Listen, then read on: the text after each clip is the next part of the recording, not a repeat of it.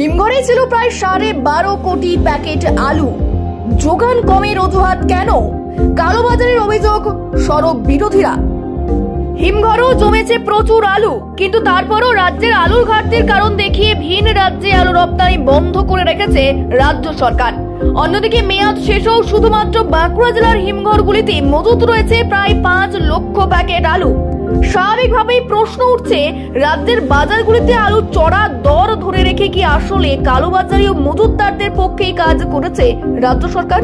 বিগত মৌসুমে রাজ্যের কম বেশি 500টি হিমঘরে 12,55,04,243 বস্তা আলু সংরক্ষণ করা হয়েছিল, যা রাজ্যের চাহিদার তুলনায় অনেকটাই বেশি বলে মত ওয়াকিবহাল মহলের। কিন্তু তারপরেও সারা বছর রাজ্যের খোলা বাজারগুলিতে আলুর দাম ছিল স্বাভাবিকের থেকে অনেকটাই বেশি। 30 থেকে 40 টাকা কিলো দরে আলু কিনে খেতে হয়েছে সাধারণ মানুষকে। ভিন রাজ্যে আলু রপ্তানি করায় রাজ্যের বাজারগুলিতে যোগান কমছে, আর তার জেরে বাড়ছে দাম। সেই অজুহাতে পুজোর আগে থেকেই ভিন রাজ্যে আলু রপ্তানিতে নিষেধাজ্ঞা জারি করে রাজ্য সরকার। সরকারি এই নিষেধাজ্ঞা নিয়ে দীর্ঘদিন ধরে রাজ্য সরকারের সঙ্গে জোর টানাপোড়েন চলে আলু ব্যবসায়ীদের।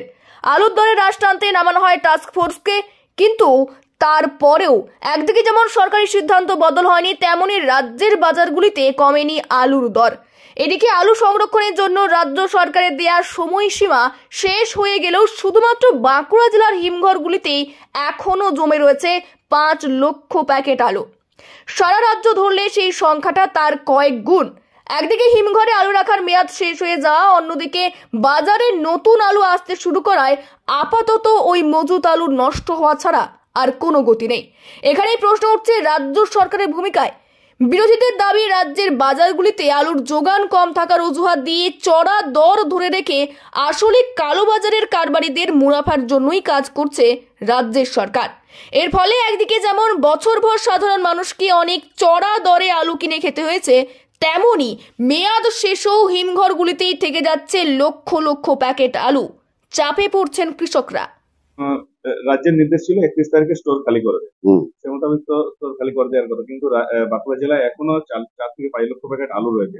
তার ফলে আমাদের কি অসুবিধার সম্মুখীন? কোনো বিক্রি নাই, কোনো জায়গায় কোনো বিক্রি নাই।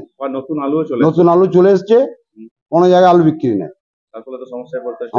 1500 টাকা কুইন্টাল, 1600 টাকা কুইন্টাল আলু বিক্রি নাই করে যাবে। তাহলে কি লসের মুখ দেখতে হচ্ছে। তাহলে এই এত আলু কি হবে? এবার লাস্টে ফেলে দিতে হবে, ছাড়া উপায় নেই। তাহলে চাষিদের মরণ। হ্যাঁ, চাষিদের মরণ। যদি এর আগে যদি আলু বাইরে যাওয়ার যদি ব্যবস্থা থাকতো, তাহলে কি আলুগুলো সঠিকভাবে দাম পেত, চাষি দাম পেত সঠিকভাবে। এখন চাষি দাম পাবে না, চাষি দাম পাচ্ছে না, হাফ দাম পাচ্ছে। তাহলে কি আমাদের কি এবছর কি মনে হচ্ছে ব্যবসায় আলু ওই বছর কেউ রাখতে চাইছে না। এবার সব চাষি রাখুক, হ্যাঁ, ব্যবসায়ী কেউ রাখবে না। অজিত গড়াই। ডিসেম্বর তো ফাঁকা হয়ে যাওয়ার কথা, 31 ডিসেম্বরের মধ্যে ফাঁকা তো হয়ে যাচ্ছে। 2000 প্যাকেট আলুটা তো আলু নয় আর। এবারে এই 31 ডিসেম্বরের মধ্যে যখন যারা পিকনিকে টিকনিকে গেল, এইসব পিকনিকের মরশুম, লেবার টেবার সব থাকে না, স্টাফরাও থাকে না, তা সেই সব গেছিল। এবারে আজকেই সব আলু বার করে দেওয়া হবে। 2000 প্যাকেট আলুটা তো বেশি আলু না, না থাকে, কিছু কিছু থাকে, যেরকম তো থাকে। খালি তো আমাদের বাঁকুড়া স্টোরে হচ্ছে, এইটা আমরা বলতে পারি। অন্যান্য স্টোরের পজিশন আমরা বলতে পারবো